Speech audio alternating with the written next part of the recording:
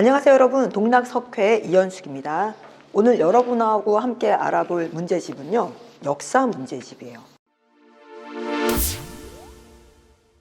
학부모님들께서는 학창시절에 역사라는 과목보다는 한국사, 세계사 이렇게 나누어서 공부하셨던 것 같은데 요즘 친구들은 역사라는 과목이 있죠. 그 과목 안에 세계사 들어가 있고 한국사가 같이 들어가 있습니다. 자, 이 말은 역사를 힘들어하고 어려워한다면 결국 한국사, 세계사 두 파트가 같이 안 되고 있다는 뜻이에요. 가장 역사에서 기본은 일단은 한국사입니다. 한국사의 기준선이 잡혀져 있어야지 세계사가 조금씩 연결이 되면서 시공간의 넓이가 머릿속에서 커져요. 우리의 두뇌는 어떤 배경 지식을 갖게 되느냐에 따라서 세계를 구성하고 바라보는 시선의 각도가 달라집니다. 그래서 우리 학생들에게 역사 공부는 꼭 학교의 성적 내지는 입학을 위한 준비로서만 필요한 게 아니라 세상을 넓고 깊게 그리고 시공간을 초월해서 공감할 수 있는 능력을 키우기 위해서 반드시 필요한 과목입니다. 자, 오늘 소개해드릴 책은요,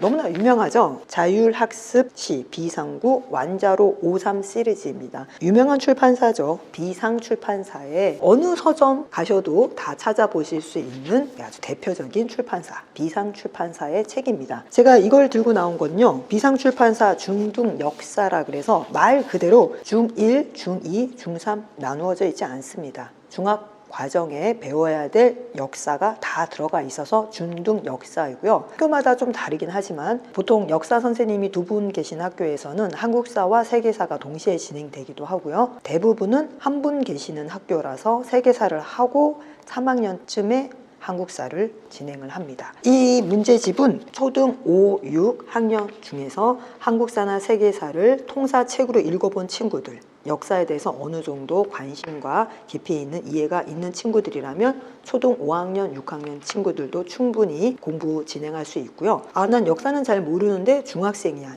이런 친구들이라면 학교 진도나 교과의 어떤 커리큘럼에 구애받지 않고 천천히 한 6개월 내지 8개월 계획을 짜고 진행할 수 있는 문제집입니다. 2번이 한국사고 1번이 세계사예요. 이 2번과 1번을 같이 진행하시면 가장 좋습니다. 한국사, 세계사. 그래서 물론 한국사하고 세계사가 파트가 정확하게 딱딱 같이 나뉘어서 오늘 내가 한국사의 어떤 파트를 했는데 세계사랑 연결이 된다. 딱 그렇게 맞물리지는 않지만 초기 부분, 특히 선사시대, 그 다음에 중세 넘어가기, 고려 넘어가기 전까지는 굉장히 한국사하고 세계사가 시기적으로 비슷하게 진행이 됩니다. 역사라는 게 꼭 한반도에만 머물러 있지 않고 전 세계에 같이 퍼져 있다는 어떤 공간적 넓이를 확장하기에 가장 좋습니다. 구성도 그래서 굉장히 비슷해요. 같은 출판사의 1, 2권을 하시면 좋은 이유가 구성이 비슷해서 그래요.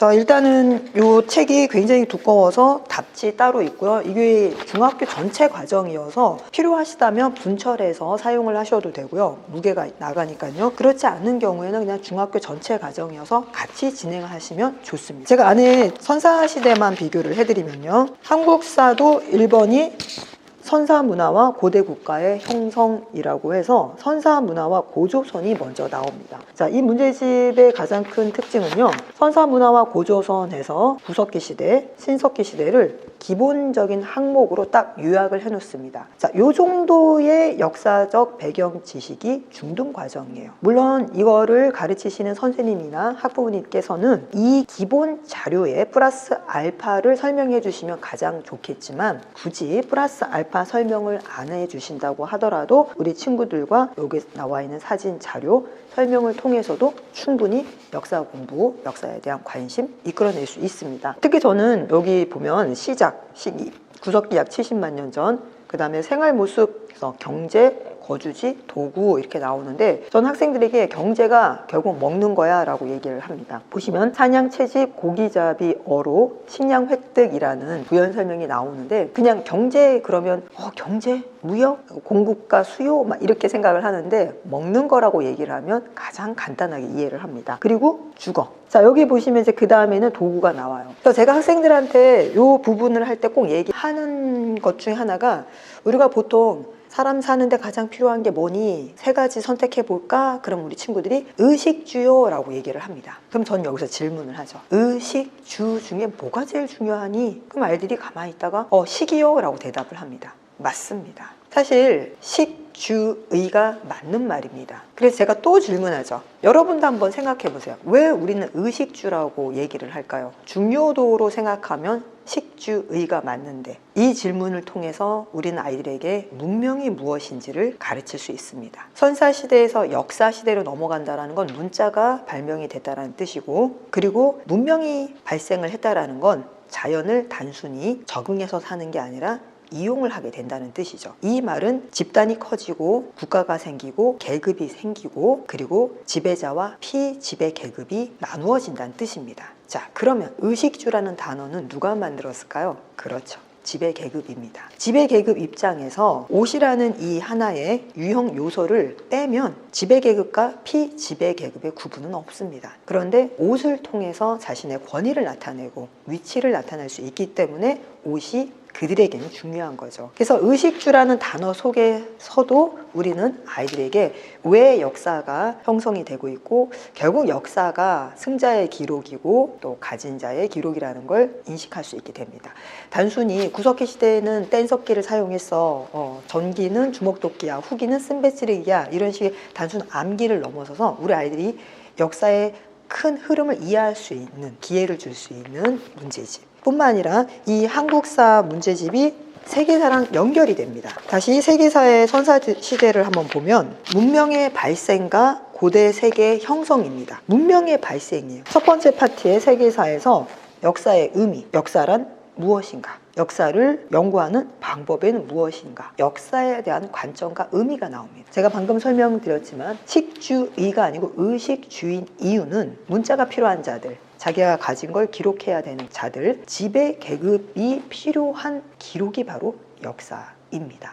자, 그러다 보니 역사를 연구하고 역사를 이해하기 위해서는 그런 폭넓은 관점의 역사를 보는 눈을 가지고 시작을 하는 게 가장 좋겠죠. 자, 이렇게 해서 문제집이 순서가 상당히 비슷하게 진행이 돼요.